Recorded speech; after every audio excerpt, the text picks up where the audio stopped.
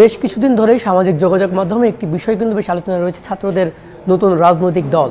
সেই দলের নেতৃত্বে কারা আসবেন, দলটি কবে আসবে, বা সেই দল আদৌ আসবে কিনা, এই বিষয় নিয়ে কিন্তু সামাজিক যোগাযোগ মাধ্যমে বেশ আলোচনা ছিল।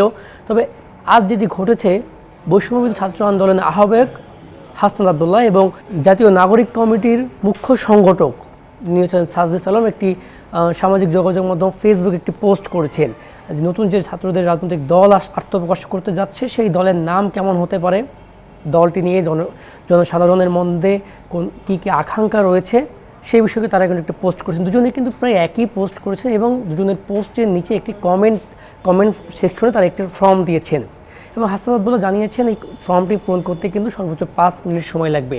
তো তারা যে বিষয়টি আসলে বারবার ফোকাস করতে চাচ্ছে, নতুন রাজনৈতিক দল যে আত্মপ্রকাশ করবে, শিক্ষার্থী দল, ছাত্রদের নতুন রাজনৈতিক দল, সেই রাজনৈতিক দলের কাছে জনগণের প্রত্যাশা কী রয়েছে, জনগণ কী চাচ্ছে, সেই আদলে তারা রাজনৈতিক দল আত্মপ্রকাশ করবেন। সেই দলের প্রতীক কী হতে পারে?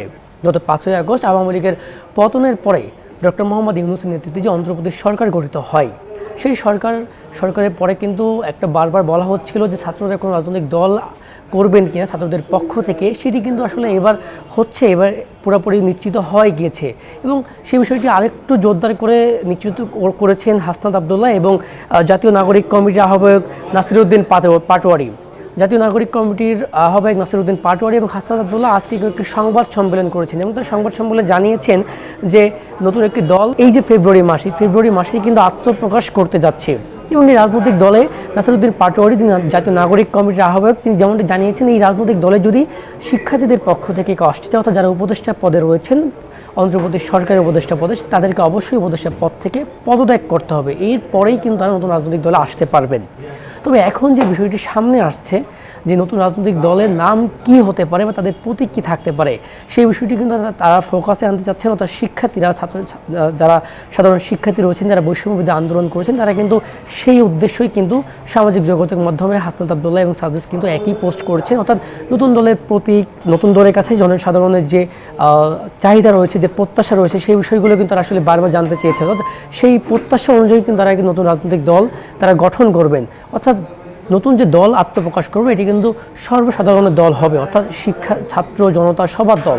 তো সেই জায়গা থেকেই তারা আসলে দেশের সর্বসাধারণের কাছ থেকে কিন্তু প্রায়োরিটি দিচ্ছে এবং নাসিরউদ্দিন পাটোয়ারি যেমনটা জানিয়েছেন, যারা 1 লক্ষ মানুষের কাছে কিন্তু মতামত নেবেন, অর্থাৎ অফলাইন অনলাইন সব জায়গা থেকেই কিন্তু ইতিমধ্যে প্রচারণা শুরু হয়ে গিয়েছে।